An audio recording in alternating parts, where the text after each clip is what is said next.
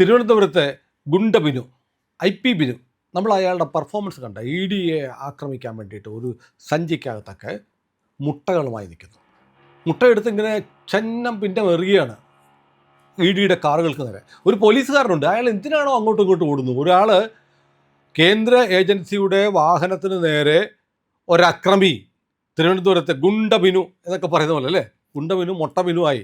ഏതായാലും അയാളിങ്ങനെ സഞ്ചിയിൽ നിന്ന് മുട്ടകളെടുത്തെറിയുമ്പോൾ ഒരു പോലീസുകാരൻ തലങ്ങും വിലങ്ങും ഓടുന്നുണ്ട്. ഇയാളൊന്ന് പിടിച്ചു വെക്കുകയോ അത് തടയുകയോ അത് തട്ടിക്കളയുകയോ ചെയ്യുന്നില്ല. അപ്പം ഞാൻ ആലോചിക്കുകയാണ്, ഈ എറിയുന്നത് ഈ മുട്ടകൾക്ക് പകരം ആസിഡ് ബൾബായിരുന്നെങ്കിൽ, ഇവന്മാർ എറിഞ്ഞിട്ടുണ്ട് പണ്ട് CPMകാർ, ആസിഡ് ബൾബായിരുന്നെങ്കിൽ, നല്ല കല്ലായിരുന്നെങ്കിൽ ഈ പോലീസുകാരൻ എന്ത് ചെയ്യുമായിരുന്നു? ഈ പോലീസുകാരൻ എന്ത് ചെയ്യുമായിരുന്നു എന്ന ചോദ്യം വല്ലാതെ നമ്മളെ ഭയപ്പെടുത്തുന്നുണ്ട്. അപ്പോൾ ഭരണം മാറി, എന്നാലും തിരുവനന്തപുരത്തെ പോലീസ് പിണറായി വിജയൻ്റെ കയ്യിലാണ്, അല്ലെങ്കിൽ CPMൻ്റെ കയ്യിലാണ് എന്നതിൻ്റെ ക്ലാസിക് ഉദാഹരണമാണ് അവിടെ കണ്ടത്. ഈ ബിനുവിനെ കുറിച്ച് പറയുമ്പോൾ, ബിനു അവിടെ കുന്നുകുഴിയിലെ കൗൺസിലറായിരുന്നു. കുമ്മനം രാജേട്ടൻ BJP അധ്യക്ഷനായിരിക്കുമ്പോൾ മാരാർജി ഭവന് നേരെ ബോംബെറിഞ്ഞ കേസിലെ പ്രതിയാണ്, സ്റ്റേറ്റ് കമ്മിറ്റി ആക്രമിച്ച കേസിലെ പ്രതിയാണ്. തിരുവനന്തപുരത്തെ ഒന്നാന്തരം ഗുണ്ടയാണ് ഈ ബിനു IP. ഇയാൾ ഈ കാണിക്കുന്ന ക്രൂരകൃത്യം അല്ലെങ്കിൽ കടുത്ത ക്രിമിനൽ കുറ്റം പരസ്യമായി അങ്ങ് എറിയാണ്. ഇതൊക്കെയാണോ തിരുവനന്തപുരത്തെ CPMൻ്റെ നേതാക്കന്മാരുടെ സംസ്കാരം എന്ന് എനിക്ക് ചോദിക്കാനുള്ളത്. CPMനോടല്ല, അവന്മാരോട് ചോദിച്ചിട്ട് ഒരു കാര്യമില്ല. തിരുവനന്തപുരംകാരനായ പ്രിയനോട് ചോദിക്കാറുണ്ട്, ഈ ബിനുവിനെയൊക്കെ അറിയാമോ? ഞാൻ ഈ യൂണിവേഴ്സിറ്റി കോളേജിൽ പഠിക്കാൻ ചെല്ലുമ്പോഴത്തേക്ക് അവരുടെ സീനിയറായിട്ട് കഴിഞ്ഞു പോയ ആളായിരുന്നു. പിന്നീട് അറിയുന്നത് കുന്നുകുഴിയിലെ കൗൺസിലറായ ശേഷമാണ്. ഇത്തവണ തോറ്റുപോയി. ഇത്തവണ തോറ്റുപോയിരുന്നു. ഈ പറയുന്ന അവിടുത്തെ പ്രധാനപ്പെട്ട DYFIയുടെ നേതാവായിട്ടാണ് CPMൻ്റെ പാളയം ലോക്കൽ കമ്മിറ്റി സെക്രട്ടറിയാണ്. അതെ, അങ്ങനെ വലിയ നേതാവായിട്ട് ഈ പറയുന്ന യൂണിവേഴ്സിറ്റി കോളേജിൽ കൂടെ ഒരാൾ നേതാവായി വരിക എന്ന് പറഞ്ഞാൽ തന്നെ ഗുണ്ടായുസത്തിൽ കൂടെ അല്ലാതെ പുറത്തേക്ക് വരാൻ കഴിയില്ല. അതങ്ങനെ ഒരു ഫാക്ടറിയാണ്.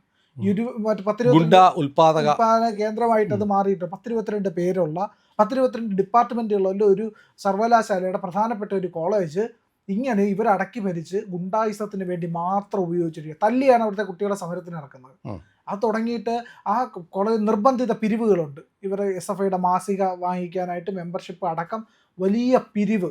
പിന്നെ കുട്ടികളെ മാരകമായി ഉപദ്രവിക്കുക, ഇടിക്കുക, ഇടിമുറികൾ, കത്തി കൊണ്ട് പുറത്ത് വരയ്ക്കുക, ഇതെല്ലാം അവരുടെ വിനോദങ്ങളാണ്. ഇടിമുറിയുണ്ട് അവിടെ, ഇടിമുറിയുണ്ട്. യൂണിറ്റ് റൂം എന്ന് പറയും. യൂണിറ്റ് റൂമിനകത്തൊരു ഏരിയ കമ്മിറ്റി ഓഫീസുണ്ട്. ഇങ്ങനെയുള്ള പരിപാടികളാണ് SFIയുടെ ഏരിയ കമ്മിറ്റി ഓഫീസ് യൂണിവേഴ്സിറ്റി കോളേജിനകത്താണ്. സാധാരണ CPMൻ്റെ പാർട്ടി ഓഫീസുകളിലാണ് കാണാറുള്ളത്. അതെ, ഇതൊക്കെ ഇങ്ങനെയാണ്. ഈ പറയുന്ന യൂണിവേഴ്സിറ്റി കോളേജിനകത്താണ് അവരുടെ യൂണിറ്റ് റൂമുള്ളത്. യൂണിറ്റ് റൂമിനകത്താണ് ഏരിയ കമ്മിറ്റി ഓഫീസുകൾ. അവിടെ കൊണ്ട് ഇടിക്കുക എന്നുള്ളതായിരുന്നു. ഏതാണ്ട് വർഷങ്ങളോളം ഒരു നേതാവ് തന്നെയായിരിക്കും അതിൻ്റെ രാജാവായിട്ട് ഭരിക്കുക. മോഹൻലാലിൻ്റെ ഒരു സിനിമയിലുള്ളതുപോലെ ഒരാളൊരു കോളേജ് അടക്കി ഭരിച്ചുകൊണ്ടിരുന്നതാണ്. പിന്നീട് പലരായി, പിന്നെ ഒരു കമ്മിറ്റിയായി. അങ്ങനെ ഇപ്പോൾ ആ ഒരു CPMൻ്റെ ജില്ലാ കമ്മിറ്റി നേരിട്ട് നിയന്ത്രിക്കുന്ന ഗുണ്ടാ കേന്ദ്രമായിട്ടാണ് അത് പ്രവർത്തിച്ചു വരുന്നത്. യൂണിവേഴ്സിറ്റി കോളേജ് അല്ല, ഈ ബിനുവിനെ പോലെയുള്ള ആളുകൾക്ക് എങ്ങനെ ജനം വോട്ട് ചെയ്യുന്നു? ഈ കുന്നുകുഴിയിൽ അയാൾ കൗൺസിലറായിരുന്നു. ഇത്തവണ ജനത്തിന് അബദ്ധം പറ്റിയില്ല, അയാളെ തോൽപ്പിച്ചു. ഇയാളെയൊക്കെ എങ്ങനെയാണ് ജനം സഹിക്കുന്നത്? അവിടെ CPMൻ്റെ ആ ഒരു കുന്നുകുഴി എന്ന് പറയുന്ന ഒരു കോളനി കേന്ദ്രമാണ്.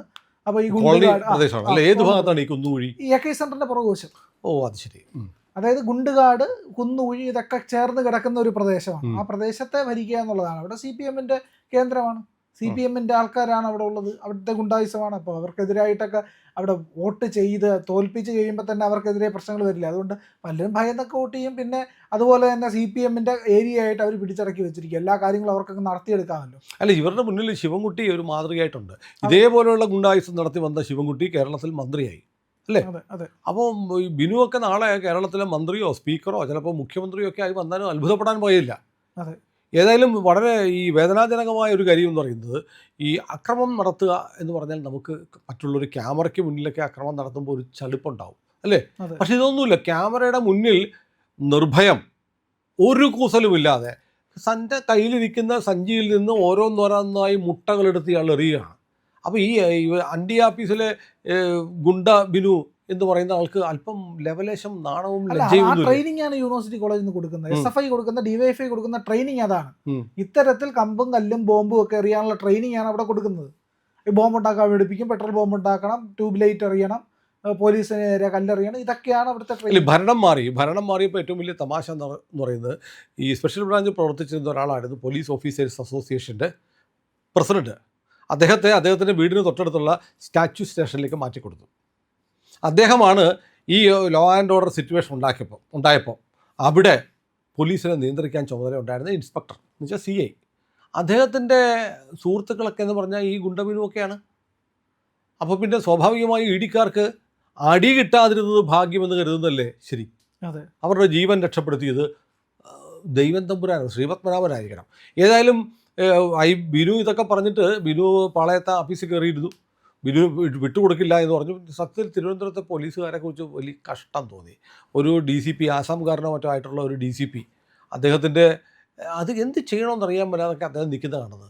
ഒരു ഉന്നത ഉദ്യോഗസ്ഥന്മാരാരും വന്നില്ല. വൈകുന്നേരം ഇതെല്ലാം വഷളായി കഴിഞ്ഞതിന് ശേഷമാണ് ADGP റാങ്കിലുള്ള ഓഫീസർ വരികയും ഇവരോട് അപേക്ഷിക്കുകയാണ്, വിട്ടുത്താ, ചർച്ച ചെയ്യുക, ക്രിമിനലുകളെ ഒളിപ്പിച്ച് വെച്ചിരിക്കുന്നവരോട് അങ്ങനെയല്ല സാറേ, ഒന്ന് വിട്ടുത്താ എന്ന് IPS റാങ്കിലുള്ള ഓഫീസർമാർ അപേക്ഷിക്കുന്ന ദയനീയ ചിത്രം നമ്മൾ കണ്ടു. അതുമാത്രമല്ല, പോലീസിൻ്റെ മുന്നിൽ 2 IPS ഓഫീസർമാരായ DCPമാർ നിൽക്കുമ്പോൾ അവിടുത്തെ ഈ ലോക്കൽ നേതാക്കന്മാർ പറയുകയാണ്, ഞങ്ങളുടെ ഓഫീസിലൊന്നും കയറാൻ പറ്റില്ല. അതെന്താ ഓഫീസിൽ കയറാൻ പറ്റും? ഈ രാജ്യത്ത് ക്രിമിനൽ കുറ്റം നടന്നാൽ ആർക്കും എവിടെയും കയറാം. ഒരു ക്രിമിനൽ കേസിലെ പ്രതിയെ കണ്ടാൽ അറസ്റ്റ് ചെയ്യാൻ പോലീസിന് മാത്രമല്ല പൗരന് പോലും അവകാശമുണ്ട്. അങ്ങനെ നോക്കുമ്പോൾ ഈ EDയെ ആക്രമിച്ച പോലീസുകാർ, ആക്രമിച്ച CPMകാർ, പോലീസ് നോക്കി നിൽക്കെ പാളയം പാർട്ടി ഓഫീസിലുണ്ടെങ്കിൽ പൊതുജനത്തിന് കയറി വേണമെങ്കിൽ അവന്മാരെ കസ്റ്റഡിയിലെടുക്കാവുന്നതാണ്. അതുപോലും ചെയ്യാതെ 5-6 പേർ ചങ്കും പിടിച്ച് മുന്നിൽ നിന്നപ്പോൾ പോലീസ് പതറി നിന്നു എന്നുള്ളത് എത്ര നിർലജ്ജമായ അവസ്ഥയാണ്. ഞാൻ ഒരുപാട് പേര് എൻ്റെ സുഹൃത്തുക്കളായിട്ടുള്ള പോലീസ് ഓഫീസർമാരൊക്കെ പറഞ്ഞു കേട്ടിട്ടുണ്ട്. രമേശ് ചെന്നിത്തല പോലീസുകാർ ഭയങ്കര ഹാപ്പിയാണ്. രമേശ് ചെന്നിത്തല നല്ല HM ആയിരുന്നു എന്നാണ് പറയുന്നത്. നല്ല HM, ഹോം മിനിസ്റ്റർ എന്ന നിലയിൽ രമേശ് ചെന്നിത്തല നല്ല മന്ത്രിയായിരുന്നു. എന്നോട് ഹയർ റാങ്കിലുള്ള ഓഫീസർമാർ മുതൽ താഴത്തുള്ള ഓഫീസർമാർ വരെ പറഞ്ഞിട്ടുണ്ട്. പക്ഷേ രമേശ് ചെന്നിത്തലയുടെ പോലീസ് ദയനീയമായി CPMൻ്റെ ഗുണ്ടായുസത്തിന് മുന്നിൽ പകച്ച് പതറി പേടിച്ച്, അങ്ങനത്തെ പേടിയല്ല, CPMകാരെ പിണക്കേണ്ട കാര്യമുണ്ടോ, പിണക്കി അങ്ങനെ ജീവിക്കാൻ പറ്റും എന്ന തരത്തിൽ, അതല്ലെങ്കിൽ വിനീത വിധേയത്വം കാണിച്ച് നിൽക്കുന്ന ഒരു കാഴ്ചയാണ് കണ്ടത്. കാരണം ഇത് കേരളം ചർച്ച ചെയ്യേണ്ടതാണ്. കാരണം ഇതിനകത്ത് നമ്മൾ അതിൻ്റെ പൊളിറ്റിക്കൽ ഇഷ്യൂസൊക്കെ മാറ്റുക. ഇത് തന്നെയല്ലേ വിഴിഞ്ഞത്ത് സംഭവിച്ചത്. വിഴിഞ്ഞത്ത് വന്നിട്ട് പോലീസ് സ്റ്റേഷൻ ആക്രമിക്കുന്നു, പോലീസിൻ്റെ ജീപ്പ് തകർക്കുന്നു, എല്ലാം ചെയ്യുന്ന ഒരു കൂട്ടം ആളുകൾ. പോലീസ് നിസ്സഹായരായിട്ട് നോക്കിയിരുന്നു. പോലീസുകാർക്ക് നല്ല അടി കിട്ടി വിഴിഞ്ഞൻ സമരകാലത്ത്. അതുപോലെ ഇവിടെ പോലീസുകാർ കൈകെട്ടി മാറി നിൽക്കുകയാണ്. ആഭ്യന്തരമന്ത്രി വന്നിട്ട് പറയുന്നു ഞങ്ങളെ അറിയിച്ചില്ല എന്ന് മാത്രമല്ല, അദ്ദേഹം പറഞ്ഞ വലിയ അപകടകരമായൊരു വാക്കുണ്ട്. അദ്ദേഹം പറയുകയാണ് ഇൻ്റലിജൻസ് വിവരങ്ങളൊന്നും ഉണ്ടായിരുന്നില്ല എന്ന്. ആര് പറയുന്നത്? ആഭ്യന്തരമന്ത്രിയുടെ കീഴിലാണ് ഇൻ്റലിജൻസിന് വേണ്ടി ഒരു ADGP ഉണ്ട്. ഇൻ്റലിജൻസ് വിവരങ്ങൾ കിട്ടിയില്ല എന്ന് പറഞ്ഞാൽ അദ്ദേഹത്തിൻ്റെ വകുപ്പിനെ തന്നെ പഴിക്കുകയാണ്. സത്യത്തിൽ ഞാൻ കരുതി സതീശൻ ഡൽഹിയിൽ നിന്ന് വന്ന ഉടനെ ആഭ്യന്തരമന്ത്രിയും സ്ഥലത്തുള്ളപ്പോൾ അവിടെ വീഴ്ച വരുത്തിയ കുറ്റക്കാരായ, അലംഭാവം കാണിച്ച മുഴുവൻ പോലീസുകാർക്കെതിരെ നടപടി ഉണ്ടാവുമെന്ന് കരുതി. ഒന്നും സംഭവിക്കത്തില്ല. അപ്പോൾ എങ്ങനെ 5 വർഷക്കാലം ഈ പോലീസിനെ വെച്ചിട്ട് VD സതീശനും രമേശ് ചെന്നിത്തലയും കേരളം ഭരിക്കുമെന്ന് കണ്ടറിയണം. അതിലേക്ക് പോവുകയാണ്. ഏതായാലും അണ്ടിയാപ്പീസിലിരുന്ന് ഗുണ്ടായിസം മാത്രം പഠിച്ചു വന്നിരിക്കുന്ന ഗുണ്ടബിനുമാർ ഈ നാളെ മുട്ടയ്ക്ക് പകരം ആസിഡ് ബൾബുമായി തെരുവിൽ ഇറങ്ങുമെന്ന കാര്യത്തിൽ ഒരു സംശയമില്ല. ഏതായാലും IP ബിനുവിനെ പരിചയമുണ്ടോ? നേരിട്ട് പരിചയമൊന്നുമില്ല, കണ്ടു കേട്ട് അറിയാം. നമുക്കും അറിയാം സ്ഥലത്തെ പ്രധാന ഗുണ്ട. അതുകൊണ്ട് കേട്ടറിയാന്നുള്ളതേ ഉള്ളൂ, നേരിട്ട് പരിചയം. അപ്പോൾ ഒരു രാജ്യത്ത് ഒരു ഗുണ്ട, അത് പൊളിറ്റിക്കൽ പരിവേഷമുള്ള ഗുണ്ട, നമ്മൾ കൊടി സുനിയെ കേട്ടിട്ടുണ്ട്. കൊടി സുനിയെ പോലെ നാളെ കുപ്രസിദ്ധനായി വരാൻ എല്ലാ ആശംസകളും നമുക്ക് IP ബിനുവിന് നേരാം. കാരണം ആ പോക്ക് അങ്ങോട്ടാണ്. നാളെ ഇയാളുടെ കയ്യിൽ ഈ ചീമുട്ടയ്ക്ക് പകരം മറ്റ് കാര്യങ്ങളുണ്ടാകും. പക്ഷേ ചീമുട്ടയൊക്കെ ഇതിനിടയ്ക്ക് സംഘടിപ്പിച്ചു എന്ന് പറയുമ്പോൾ പ്ലാൻഡാണ്. അല്ല ഇയാൾക്ക് ബിനുവിന് മുട്ടയിടാനൊന്നും പറ്റില്ലല്ലോ. ബിനു അപ്പം കൃത്യമായി മുട്ട പോയി മാർക്കറ്റിൽ പോയി വാങ്ങിച്ചിട്ട് വന്നതാണ്. ഉറപ്പായും EDയെ ആക്രമിക്കണമെന്ന് കൃത്യമായി പ്ലാൻ ചെയ്തു. ലോക്കൽ കമ്മിറ്റി സെക്രട്ടറിയാണ്. ലോക്കൽ കമ്മിറ്റി സെക്രട്ടറി അങ്ങനെ തീരുമാനിക്കുമ്പോൾ ആ ലോക്കൽ കമ്മിറ്റിയുടെ കീഴിലുള്ള മറ്റു ഗുണ്ടകൾ സ്വാഭാവികമായും ഈ ഓപ്പറേഷനിൽ പങ്കെടുത്തിട്ടുണ്ട്. അവർക്ക് ആവേശമാണ്. നമ്മുടെ സെക്രട്ടറി എന്ന് അറിയുമ്പോൾ നമ്മളും ചെയ്യണ്ടേ എന്നവർക്ക് ഒരു പ്രേരണയുണ്ടാവും. ഏതായാലും അനാശാസ്യമായ ഒരു സംഭവമാണ് നടന്നത്. അത് മാത്രമല്ല, കേരള പോലീസിൻ്റെ ഏറ്റവും വലിയ ദയനീയമായ ഒരു പരാജയമാണ് തിരുവനന്തപുരത്ത് കണ്ടത്. കാരണം IP ബിനുമാരെ ഇപ്പോൾ ജയിലിലാണ്, ഇപ്പോൾ ജാമ്യം കിട്ടിയിട്ടില്ല, ജാമ്യ ഹർജി വരുന്നതേ ഉള്ളൂ, റിമാൻഡിലാണ്. എങ്കിൽ പോലും ഇയാളൊക്കെ പുറത്തിറങ്ങി വന്നാൽ എങ്ങനെ ജനം സമാധാനത്തോടെ തിരുവനന്തപുരത്ത് ജീവിക്കും എന്നുള്ള ചോദ്യം ബാക്കിയാവുകയാണ്.